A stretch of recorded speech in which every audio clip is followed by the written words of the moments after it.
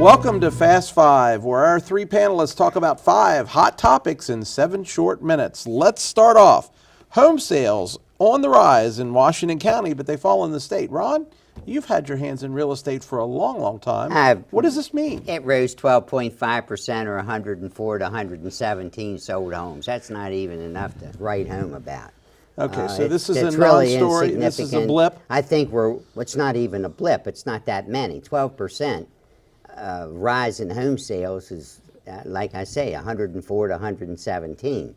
I want to see it back where there's a couple hundred on the market the way it was at one time, and then see the resale value, the increase in value for the tax base. That's what we need to deal with a lot of the issues we didn't talk about up front on the commissioner and the education level. Yeah. Tom?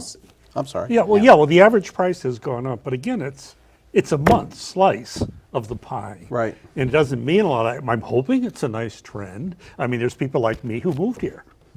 You know, we hope we'll get more of them. Right. So, because you might want to sell someday, and you'd like I might want to sell someday. To get more out of it. Okay. Joe Biden considering another run for the presidency. Tom? Well, you know, sometimes you need to hang up your spurs, you know. But I think he wants to be part of it because I think he also wants to help other candidates. And it's all part of a bigger mix here.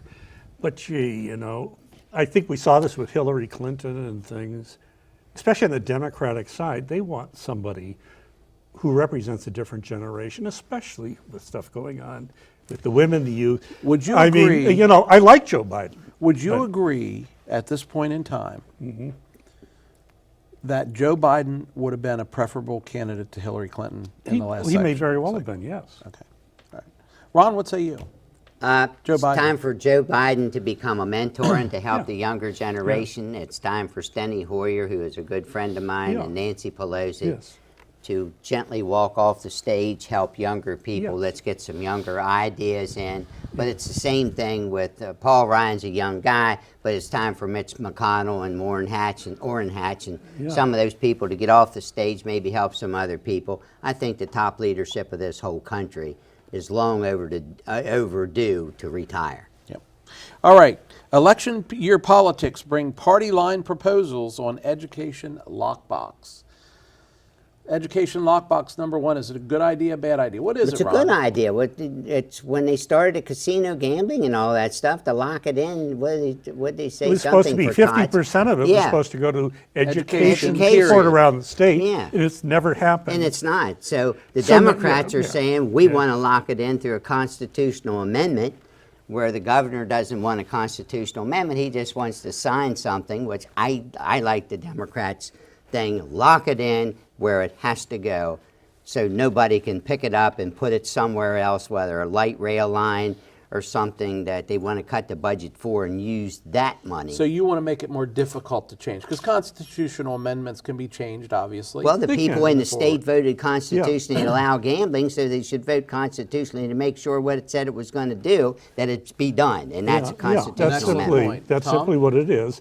And I think, again, this is an election political topic. That's why it's coming up, and that's why Hogan has a more, we'll be freer to do what we want with this. The Democrats have those. I mean, they're essentially on the same page here. Because it's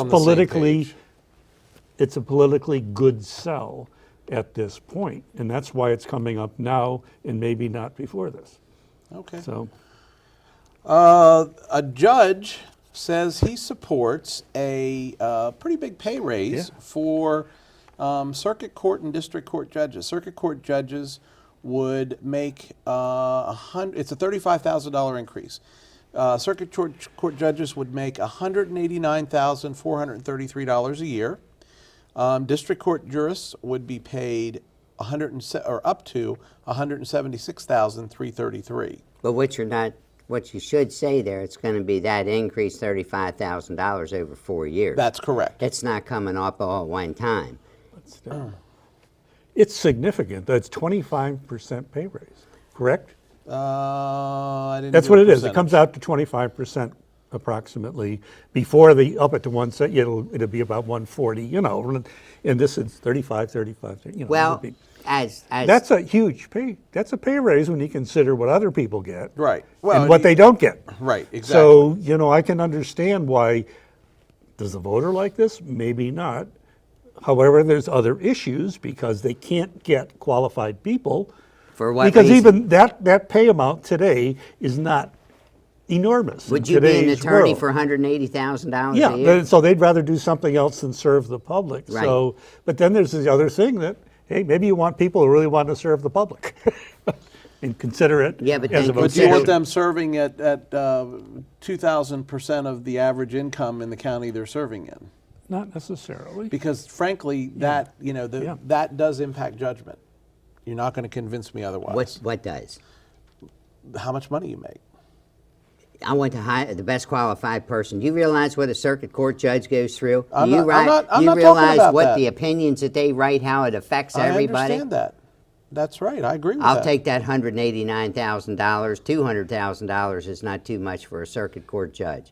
Those folks earn their money. The men and women in our circuit court do a great job. And to make sure that they're there and not go back and say, I'm going into the private sector where I can make real money. $189,000 in the private sector for a lawyer's nothing. It probably is in Washington County. I doubt it. You got some pretty good, got some great lawyers in this community and judges. Pay them. And I agree. We have great judges. I know many of them. Yes. Anyway, okay. Baltimore, now dubbed by USA Today as one of, if not America's most dangerous city. What do you think about that? Well, it's got the highest murder rate per 100,000 people. But again, there's a lot of different issues. That's new. It fluctuates from cities to cities. Then you've got something like New York City, which has had its lowest rate in over 70 years. So why is that? Because think this modern is where- technology, how they're looking at it, how they're addressing it, that And type community of thing. policing And Baltimore City's kind of things. 343 deaths. That's Yeah. less than one a day, and that's not right. But how many people are killed in this country a day? 80? Yeah. 80 people a day killed in this country, or more. 22 people today are taking their own life, veterans. So look at the overall picture, what's happened. Look at what's happening in Baltimore because of opioids, because of, drugs, because of gang violence and that stuff. Yeah. So how do we deal with it? Yeah. And And a lot of it's community policing, because if the community does not trust the police force, they rely on the community to tell them the information. Right. It's a very complex issue, and Baltimore has a problem with that. Yes, they do. Now, other places have addressed it. They had a problem out, in Missouri, outside of St. Louis. Yes, they did. Which created its own issues. So, people like to dump on Baltimore, but it's. well, look at Hey. the Freddie Gray case. Look at the national attention the Freddie Gray case brought in, and still nobody was indicted because they thought that they did their job. But there's a major issue there, and I think modern technology is something that's going to deal with the issue. There's a lot of sophisticated surveillance and other things today that you need to have. And I'm not sure the leadership in the state or in Baltimore City itself has really stepped to the plate. I thought Hogan would step to the plate far more in Baltimore. He did. Big Brother is watching. And I'm going to take the last word on that.